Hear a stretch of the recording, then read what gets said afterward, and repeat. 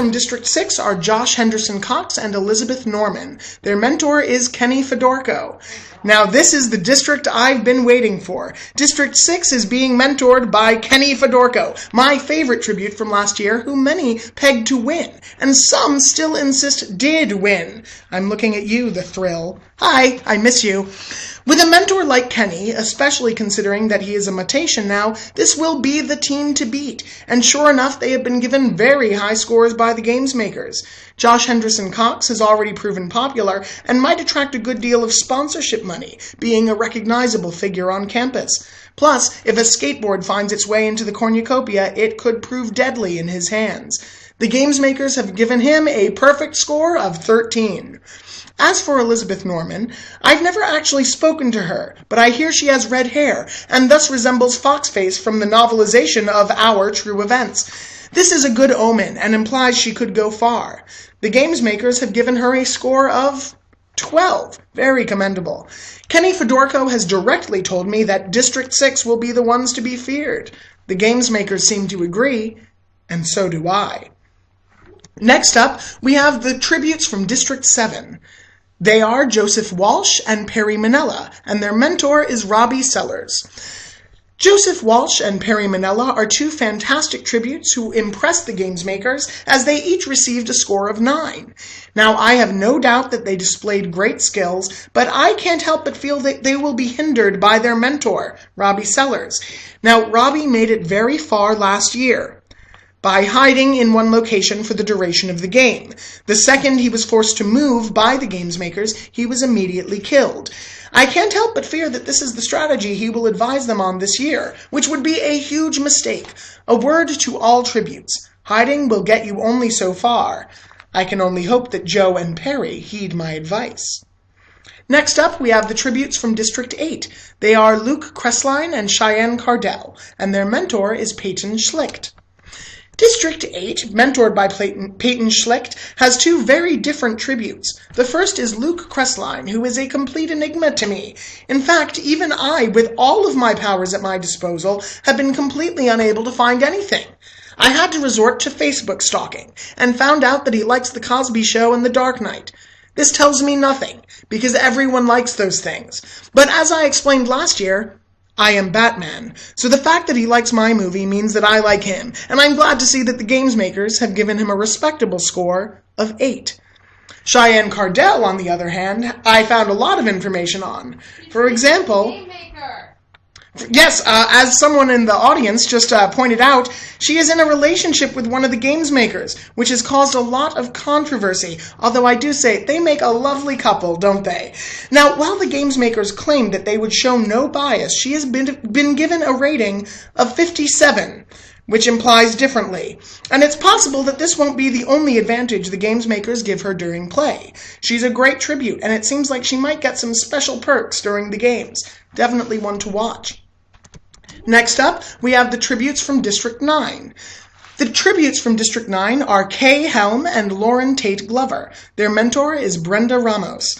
District 9 is mentored by Brenda Ramos, and the tributes are Kay Helm and Lauren Tate Glover. Sorry, I had a duplicate copy of my notes right there. Now, this is the most secretive of all the teams. They're so secretive that the games makers never even gave them a rating. I tried my hardest to talk to them, and finally found Kay and Lauren. I called out, "Do you think you will win?"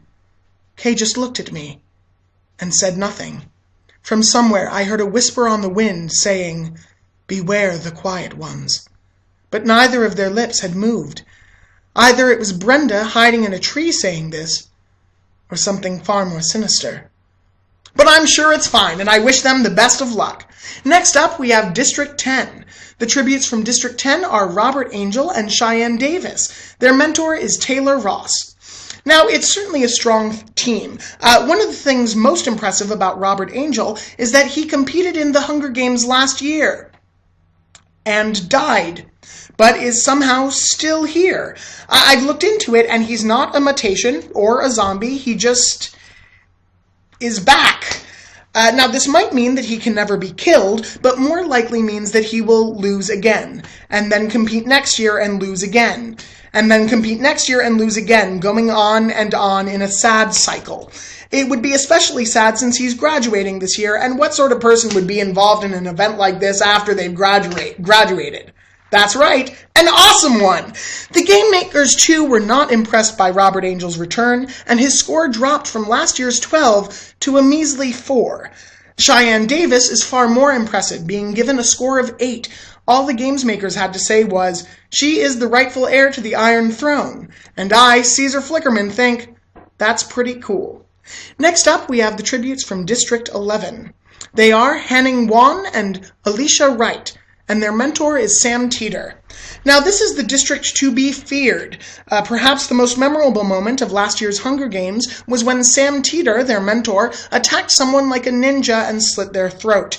He still scares me, and as a mutation, scares me even more. The games makers did not seem too impressed with the tributes. Hanning received a score of 3, and Alicia got a score of 5. If anyone can train them to victory, however, it is Sam Teeter. Now, I spoke to Mr. Teeter and barely escaped with my life, and he told me something intriguing about Hanning.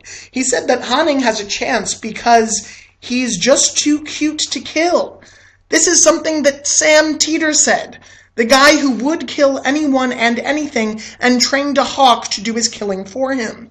If he thinks that his tribute is too cute to kill, then maybe District 11 has a chance after all.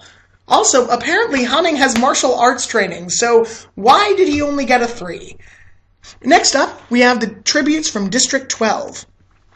The tributes from District 12 are Christopher Wilson and Anna Dunleavy. Their mentor is Andrea Odegaard. Christopher received a score of 8, and I'm being told that for the games makers, he sang Old Man River and showed off his impressive basso. He apparently has also had real combat experience, and Andrea Odegaard told me that she'd put him as a high contender. One thing troubles me, though. I asked him about his weapon of choice, and he said unarmed or daggers.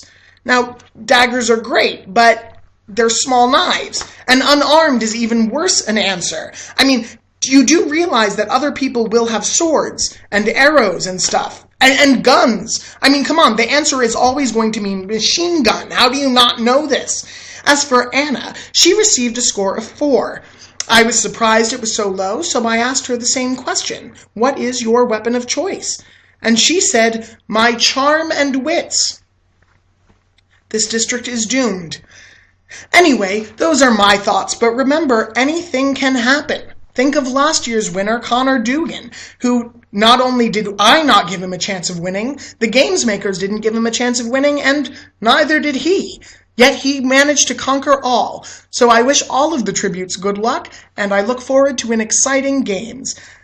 On another note, I would also like to thank Christine Previs and everyone involved in putting together this wonderful event. It's a lot of fun and great for charity, and I'm so glad that even though I'm no longer at Kenyon, I get to be involved. Caesar Flickerman, signing off till next time.